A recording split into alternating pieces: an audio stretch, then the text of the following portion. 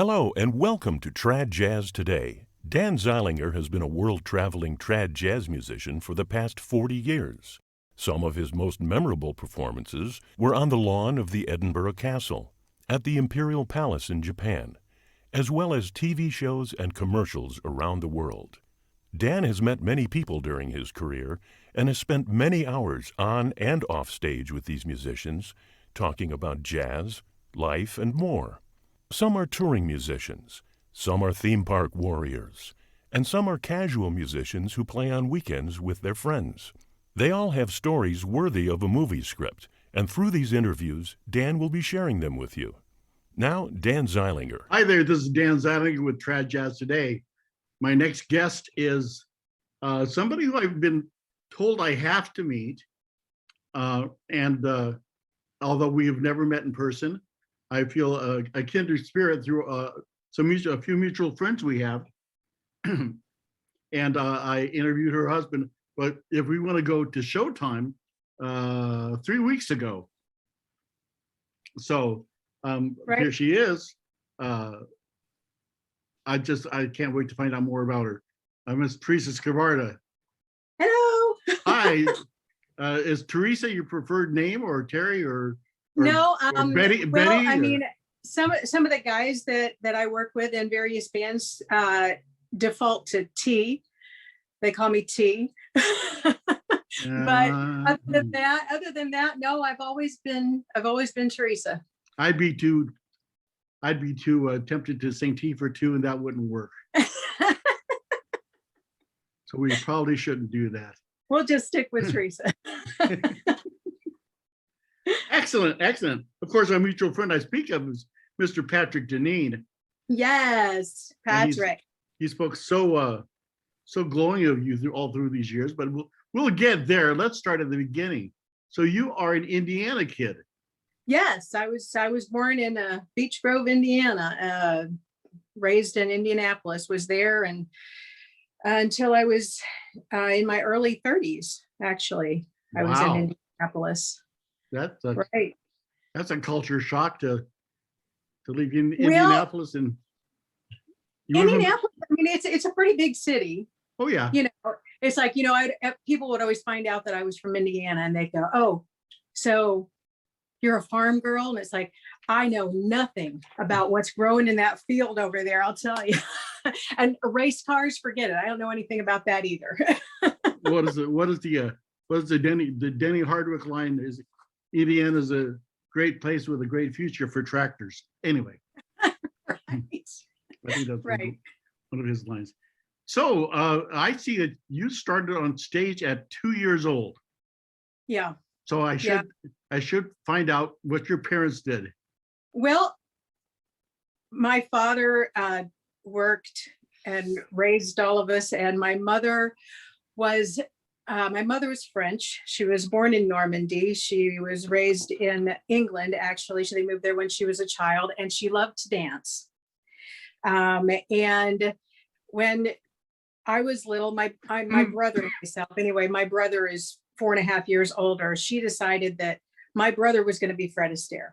Okay, so she would take him to dance class, and I was just kind of along for the ride, and I would kind of just dance in the back of the room and this and that. And one day the teacher came up to my mother and said, "You know, it's very nice, you know, he does okay, but the little one, she could probably do this."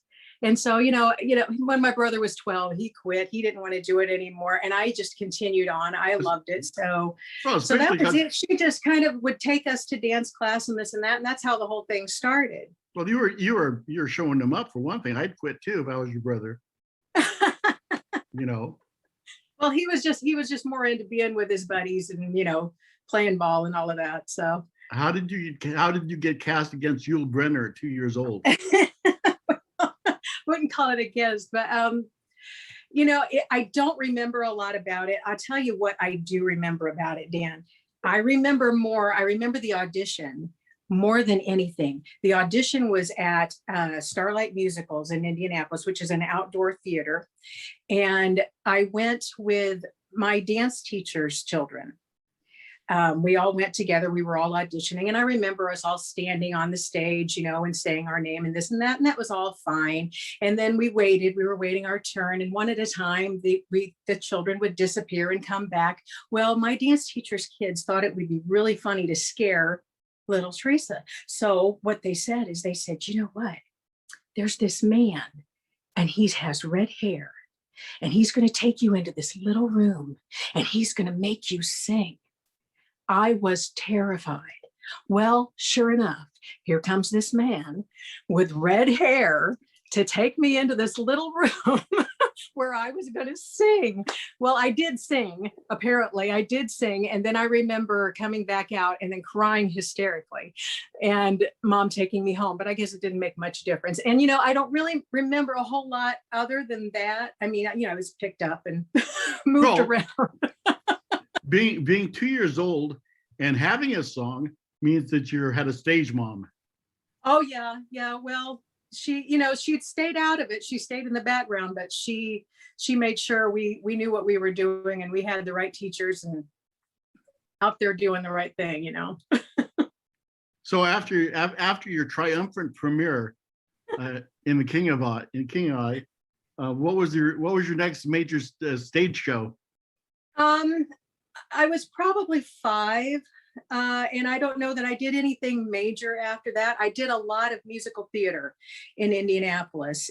There's a lot of musical theater in Indianapolis, wonderful theaters. And I'm sure I did my first one when I was 5 at a place called Footlight Musicals. I love that place, love the people there, did many shows there. Did a lot here and there and everywhere. Now I got to tell you, I was not a singer at all. I was a dancer. That's how I grew up, especially tap. That was my forte. And so doing shows, I was always cast as a dancer because that's what I did. And like I was 10 years old and we had a basement, you know, Indianapolis, Indiana usually have basements, you know, it's just the way the houses are built. I would be in the basement singing along to records and I didn't know it, but my mother was at the top of the stairs recording me. And she took this recording into my dance teacher and said, oh, you got to hear her sing. Well, she did. And she said, that's it. You have to sing. You have to sing at our next show. And I remember that show very well, 10 years old. I remember it was Christmas time. And I was so nervous. I remember I had a little purple dress and my face was just as purple as the dress. And I remember singing that song. I even remember the song. What song? Well, I guess that was Christmas time. The song was called Ding-a-Ling, the Christmas Bell. Okay. You'd have to look it up. It was a cute little song, sad song, but I remember singing that song. And then I remember saying to my mom, please don't make me sing. I'm not a singer. I'm a dancer. Well, that changed over the years, you know, because I found out, oh, you know what? This isn't so bad. I think I can go out there and do this. Well, it took me a lot of convincing in the theater, the people that knew me to say, no, I can sing. Let me sing. And I remember the first time they actually gave me a singing role was in the musical Grease. And I didn't get a singing role. I got a dancing role, of course. I was Cha-Cha Di Gregorio, you know, the best dancer at St. Bernadette's. And they said, well, you know, there's no song for her to sing. And I said, well, I'm just really disappointed. I really wanted to sing. So they let me be the radio voice off stage, but I didn't care. That was my first time that I got to actually sing something solo in front of everybody. You know? So that was my first song in a big musical. I was thrilled. And it just kind of developed from there. I would imagine you'd probably be one of the stars of your school systems. Yeah. Yes, I did. I did all of the musicals. I was president of the show choir and the swing choir and all of that stuff. And let's say by the time you hit 18, what musicals had you already done? Wow, I don't think I could name them all. I'm sure over 50 musicals that I had done at that point. You know, I don't think I could name all of them. And actually, when I was 18 years old, I went, there was a theater that did summer programs for teenagers. And I grew up doing those during the summer. I did the musicals, you know, where the young kids could get the big roles and this and that. And then when I was 18, I went and I actually asked if I could direct one of the shows. And they said, you know, I don't know how that's going to work because you're the same age as, yeah, the rest of them. Well, they let me do it. And I directed and choreographed George M. Okay. At the theater. And that was a thrill. So you are a Yankee Doodle dandy. Well, yeah. Excellent. Yeah. When I was about the same age, I was one of those rare musicians in high school who was already playing pits. Oh, So, yeah. And which is a whole nother gig. Sure. Yeah. Which is why I asked. But, sure. Yeah. Now I see you have since taken up ukulele. What other instruments do you play? Piano and washboard. Now, did you start piano young also? I did. I took piano lessons when I was young. Yes. I took, Mom said, well, if I'm going to be in this business, she just wanted to make sure I was a well-rounded performer. So I took my piano lessons and drama class and all of the various forms of dance. And she even had me take a baton class at one point, and I remember that was a big disaster. I about wiped out the front row of people with my baton. We said, okay, we're not going to do that again. But yeah, so piano was my first instrument, actually. How was and tell me about your piano teacher, your first piano teacher, a good one or a bad one? You know, I had a few different ones over the years. My favorite piano teacher, her name was Mrs. Llewellyn. Loved her dearly. She was a sweetheart. I would go to her house and we would do our piano lessons. And then I remember her husband got a job in Philadelphia and she moved away. And I was just heartbroken after that. But she was my favorite piano teacher. She's the one that I would say taught me the most with the piano. I always ask that question being a teacher because it's those first influences are very, very important for kids. Right. And well, of course, you know, I am a teacher myself now. So, you know, and I taught my first class when I was 13. I taught a dance class for the Parks Department, the Parks and Recreation. So I think I was just kind of naturally inclined to teach.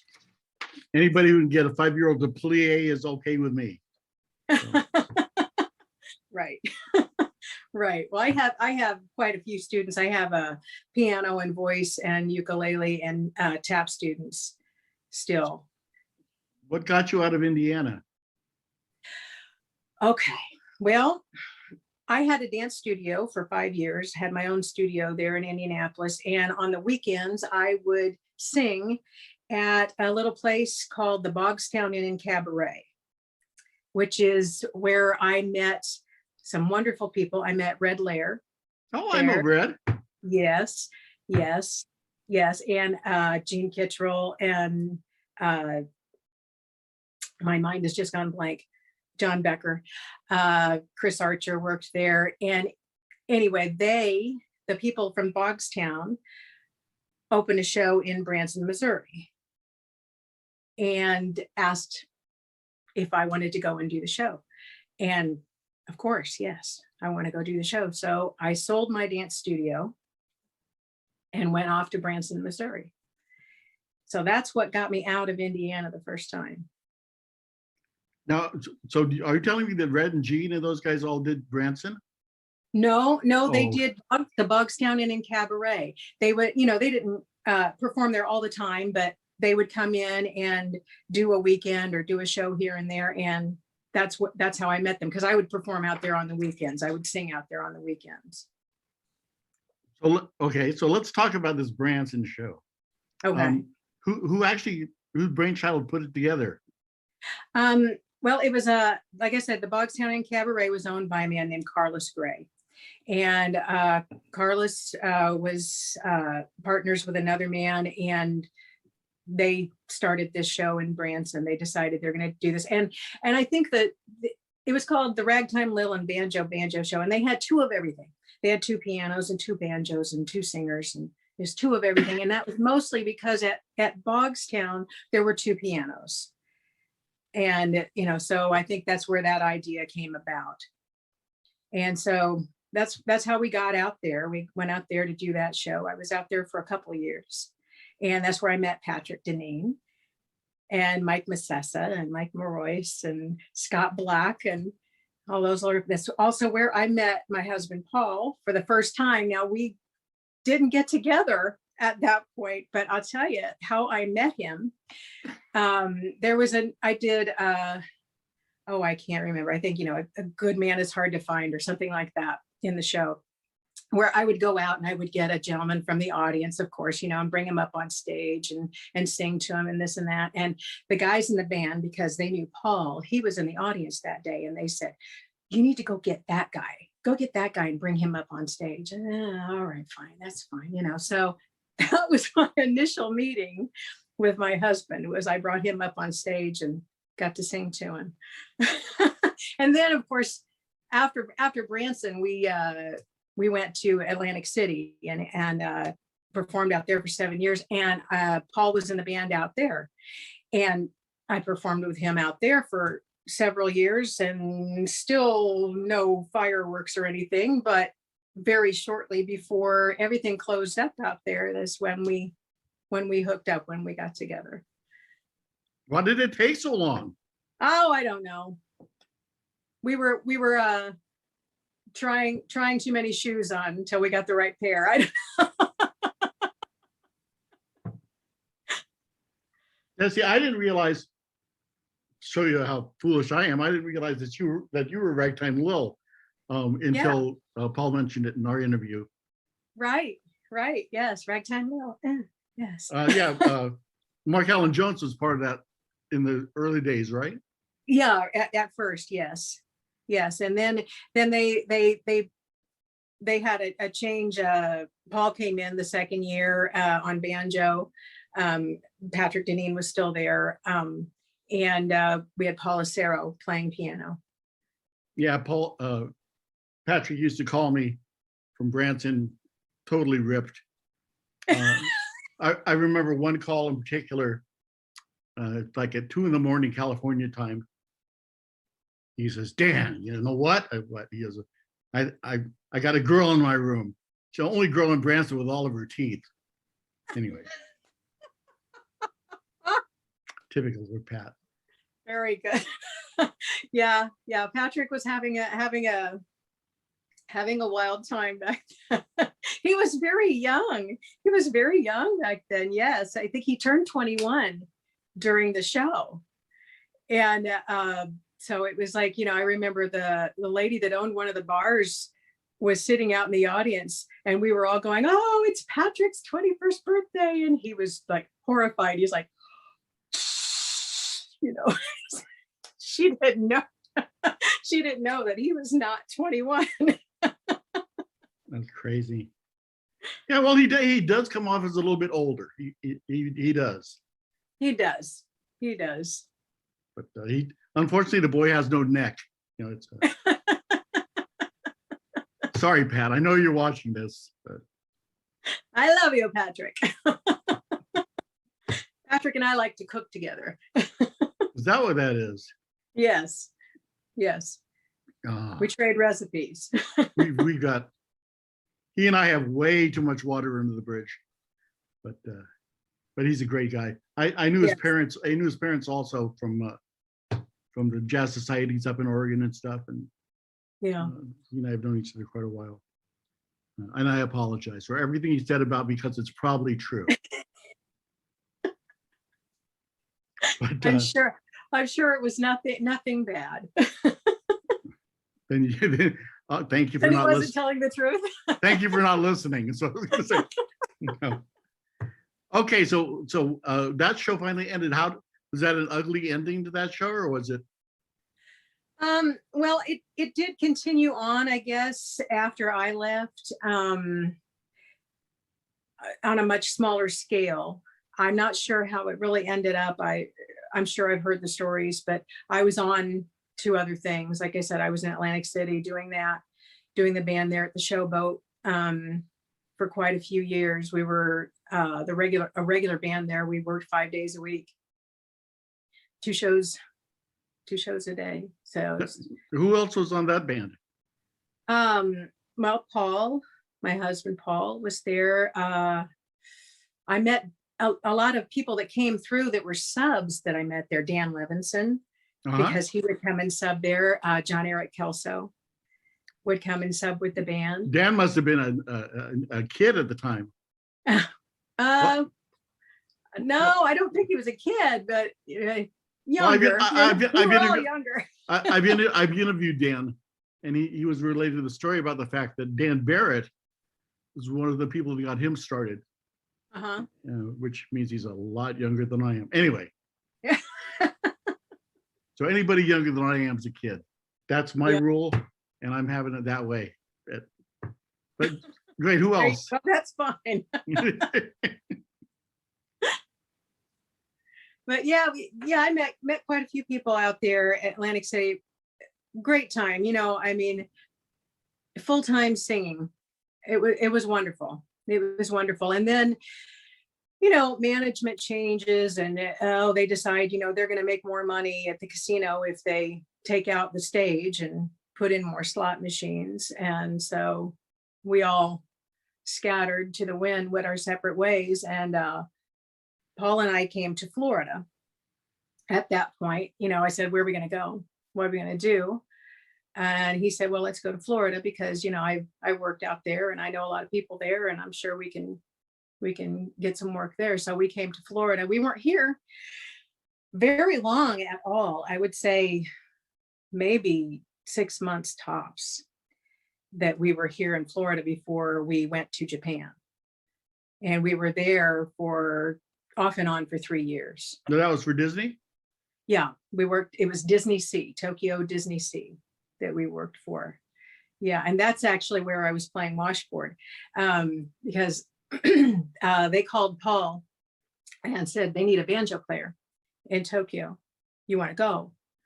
And he said, well, I don't want to go without Theresa. So, can she go along too? Do you have something for her to do? Well, what does she do? And he said, well, she's a singer.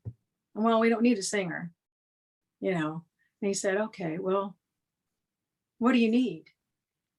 And I said, well, we need banjo and a washboard player. And he said, okay, she's a washboard player. That's how you do it. So we borrowed a washboard, and he, luckily I have rhythm, and because of my dancing and all of that, and he taught me. I remember he put the washboard over my head the first time and I cried, but I can't do this, but I learned real quick, and we went and did our audition, and they said, great, wonderful, and sent us off to Japan. And then of course I was there as a washboard player, and it took me some convincing. I had to convince them that I could sing. Oh, no, it's okay. You play the washboard. And, oh, let me sing one. Let me sing one. And I remember they did let me sing, and they go, Theresa-san, you're a singer. Yes, that's what I've been trying to tell you. Well, the transition to washboard must have surprised you how easy that was.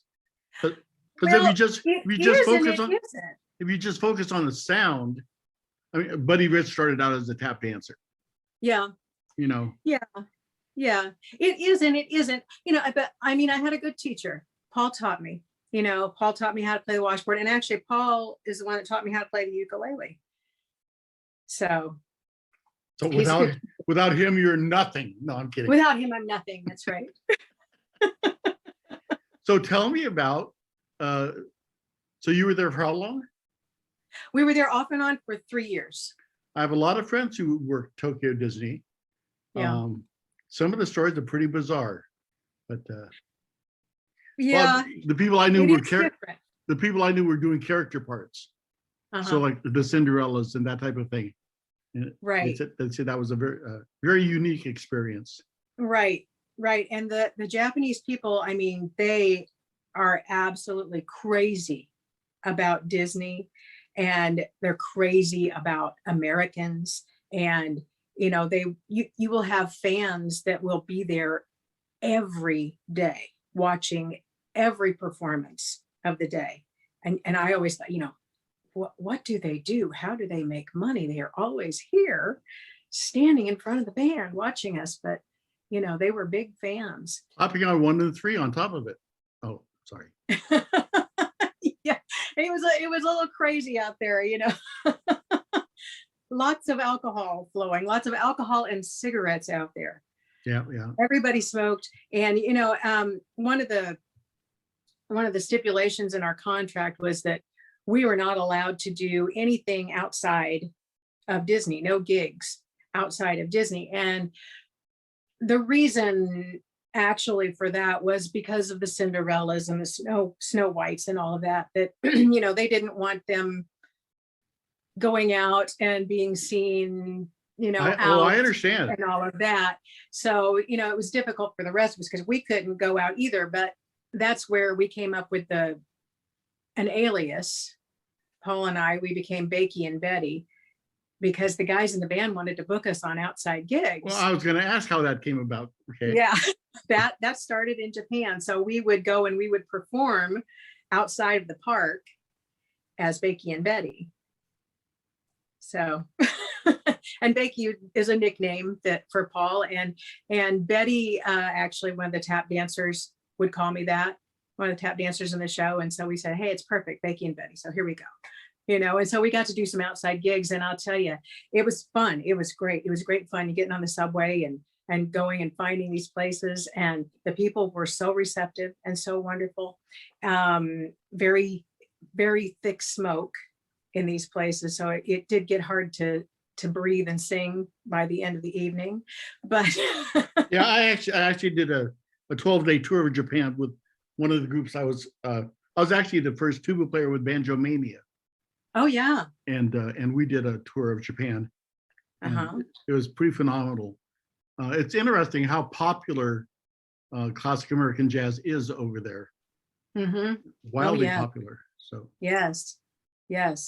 And the people are just so wonderful. They're so receptive to the music. It's just wonderful there. We really had a great time. We really did. It's kind of sad to see it end. But, you got to come back. And then, of course, when you come back, everybody says, oh, when are you going back to Japan? Oh, well, no, we're not. We're here, and then you have to try to get yourself started again when you get back to town because everybody thinks you're still gone. So the Disney didn't offer you anything in town then?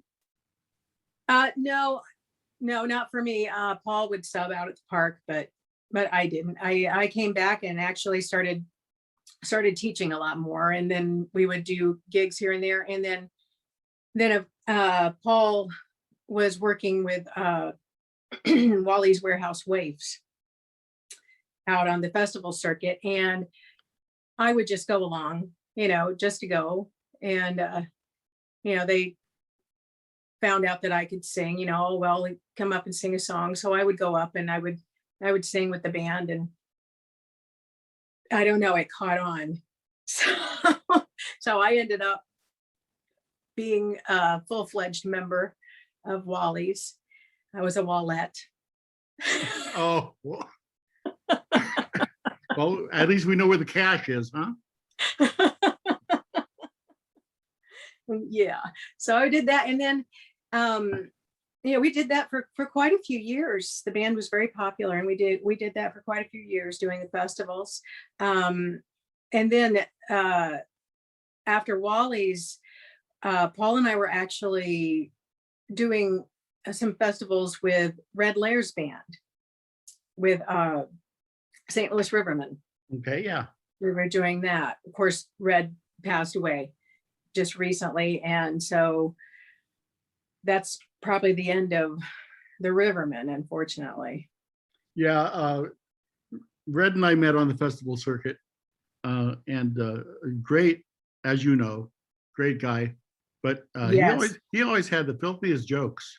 Yeah, that's what I've always heard everybody say, but he never told me any of those jokes, so I didn't get to hear those jokes. He was just a sweetheart with me. I didn't get to hear any of the jokes, but I heard that he did. We were in Sacramento, and he was on stage, and when I was with the Misbehaving Jazz Band, we were following them on set, on the next set. And so I was standing at the CD table talking to his wife. And they end the set and he comes off stage. He comes up to me and he says, "Hey, Dan." I said, "Hey, leave me alone. I'm trying to make some time here." He says, "Well," he goes, "good luck. I can't get her to kiss me." So. They were a pair, Carolyn, beautiful lady. Yeah, it's so much fun. I was sorry to hear when he passed. Yeah, but yeah, good band, Rivermen. Great fun. right. Yeah, it was a lot of fun performing with them. Yeah, because they did a lot more of the traditional Right stuff. So I got to pull out all of those old things when I would sing with them. That was a lot of fun. Actually, one more Red Lair story, if you don't mind. Oh yeah. He gave me probably the biggest compliment, one of the biggest compliments I ever got. And we were up at the Three Rivers Festival in Visalia. Mm-hmm. And he was following me on stage. First time I met him. And he said, "Hey, kid, come here." So I come over and he says, "How am I supposed to book myself as the world's greatest sousaphone player if you're going to sound like that?" And that's how we met. And yeah, very kind, if nothing else, he was just a sweetheart. I would see him across the room and I'd get a big smile on my face and he'd say, "You never stop smiling, do you?" I was like, "Well, it's just because it's you, Red." He was a sweetheart. Yeah. Okay, so now you've got your own children's theater. Well, Miss Teresa's kids, and I teach privately. I did teach for a couple of schools in town, and I just got so busy with the private tutoring, with the private lessons, that I just went full force into that. So I teach privately in town and in Orlando, going house to house and teaching the little ones to sing and play the piano and play the ukulele and dance a little bit. And I've had some really talented kids over the years, I got to tell you. And I have two right now in particular that are just amazing. And it's just unlike, the sense of accomplishment that you get doing something on your own, performing on your own. You see these kids grow up and they're out there and they do this, and you just, it just does your heart so much good, to see them out there excelling at this. I have one student who is she's just turned 15, and I've been teaching her since, I guess she was maybe 8. And so I brought her through, just the beginning of, the piano lessons of, fingers 1, 2, 3, 4, 5, and teaching her how to sing and how to hold a note and how to do all that. And she aspires to be a Broadway performer, and I have no doubt in my mind that she will do it. She's just amazing, just amazing. And then I have another little youngster. She's just about to turn 10, and we bring her out when we do our Bakey and Betty shows every once in a while, which we're getting ready to do another one here this next month. And she comes up on the stage and she's just funny as can be, and she plays her ukulele and sings, and she's just a doll. And I think she's gonna really go places. It's interesting. Because I know the realities of the business as you do. When I have students come up to me and ask me what it takes to become a musician, I tell them, don't do it unless you have to. Yeah. Unless your soul and your body doesn't want to let you do anything else, which is my case, then it's not an easy road. No, it's not. But I mean, I can't imagine myself ever doing anything else. Agreed. Because like I said, I learned, as I was learning to walk, I was learning to dance and learning to sing and learning to be on stage. That was normal life to me. And I remember when I was a child wondering why the other kids couldn't do it. Well, I What do you think mean you can't sing and dance? in that sense, you're very fortunate to have kind of a stage mom, somebody Yeah. who, because that's a dangerous world. I'm sorry. Yeah. Especially for children performers and actors, unless you have somebody who's really vigilantly standing beside you. Right. There are Right. a lot of snake pits. Yeah. And, my dad was always, the sensible one. He was the one that said, oh, I think you got to go to business school. You got to have something to fall back on. And I was like, no, this is what I'm going to do. This is who I am. This is what I do. And I am very lucky, I would say, that I did learn how to teach, because in the downtimes when you don't have a lot of gigs, I'm teaching, so I do have that. And that was a very, very good thing that my mother, that was her dream. She wanted me to have a dance studio, and I did have it for a little while, but then, I had stars in my eyes. They said, you want to go do a show? Yeah, I'm going. I'm going. And like you said, it's really hard when you talk to the kids about it, because they really want to do this. And the one girl that I was telling you about that has the Broadway aspirations, I remember sitting and talking to her one day, and I said, well, she said, why do I have to learn this? And why do I have to learn that? Why do I have to learn how to sit and play songs at the piano and sing while I'm accompanying myself? And I said, because when you're living in your car in New York City, you want to have something that you can go and do to make some money. Oh, I'm never going to live in my car. So, well, I just want to make sure you've got another way around it. So let me ask you a technical question. Okay. When it comes to being a vocal coach, how do you take someone who doesn't seem to have any sense of pitch? Bing, ah, bing, ah, ah. Yeah, and I've had them. I have had them, unfortunately, and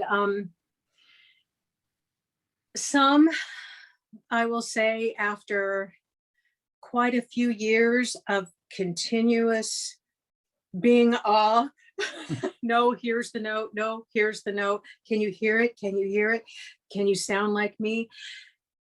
Some of them eventually find it. It's a miraculous thing. I don't know how it happens, but some of them eventually find it, and some of them never do. And Dan, unfortunately, it seems that the ones that really want it so badly are the ones that really can't do it. It's so hard, because they really want to sing and they really can't hear it. And you try and you try and you try. And, I'll do a little scoop thing with them. I'm like, okay, I'll say, sing this note, ah, and you get, ah, okay, ah, and you eventually get them there. You eventually get them to the note, or in the opposite direction, but it's hard. It's hard. And I've had dancers that had absolutely no sense of rhythm. What a terrible thing for a dancer. And I mean, their execution is beautiful. They can do all of the steps beautifully, but put music behind them and they're gonna just go, and they don't stay with the music at all. But with that, I actually discovered that if I would teach them choreography and say, okay, when the music sounds like this, you're doing this. And when it sounds like that, you're doing this. They could eventually almost stay with it, almost stay with the music, but that's a hard one. That's a hard one. I actually had a brother-in-law at one point in time who was in the National Guard, and they tried to get him to march the Nationals unit with the flags, and he couldn't stay in step. They marched a bass drum next to his ear, bam. He couldn't feel a beat. He had, and so he came to me for help because I was a marching instructor, and his line to me was, "I just hear a different drummer." And I say, "Listen to this one." This is the drummer you want to listen to, not that one. But I mean, that's I've asked a lot of vocal coaches that I've talked to over the years about the pitch question. And some say is you try to find the pitch that they're on and match it on the piano. But that doesn't mean that they can repeat it again. No, you know, and you do that. You say, this is the note you're singing, and this is the note I want you to sing. You know, can you hear the difference? But they can't sing it. Which is kind of a dirty little secret behind, especially jazz education.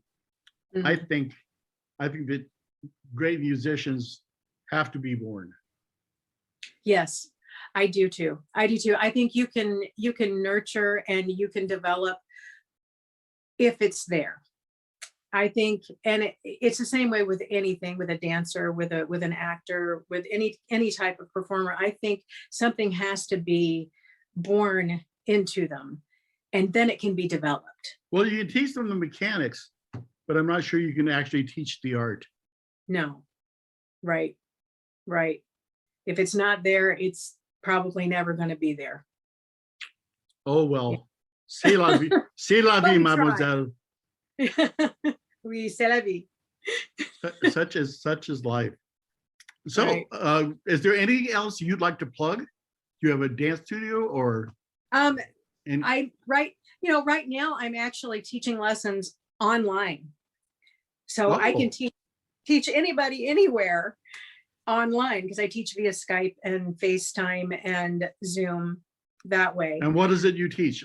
Piano and voice? I teach voice, piano, ukulele, and tap. And so can I learn all at the same time? Well, if I had you for a couple hours, we'd get through it.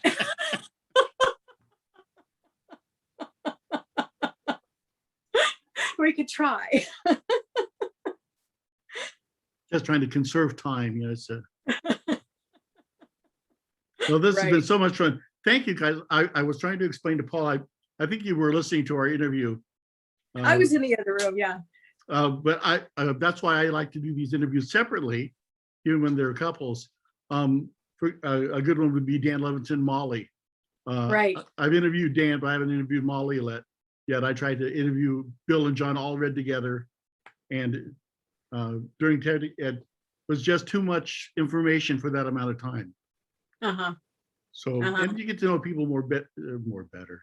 My English, I'm good too. A little more better. Oh yeah. And that ain't bad. All right, dear. Give your husband a kiss for me.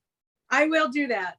And it's been a pleasure. My pleasure to finally get a chance to talk to you and everything. And it was a pleasure talking with you and meeting you, Dan. And I hope to get to see you out there one of these days. Everything Pat had to say about you was absolutely true. Oh, well. Except for that wonderful. one thing, but I'm not going to mention it. So. We'll find out what that was later. All right, honey. You take it now.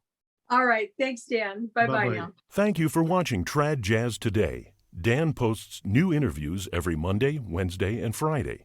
Make sure to check out the archive of past shows, and please give us a thumbs up when you subscribe to the channel. Bye.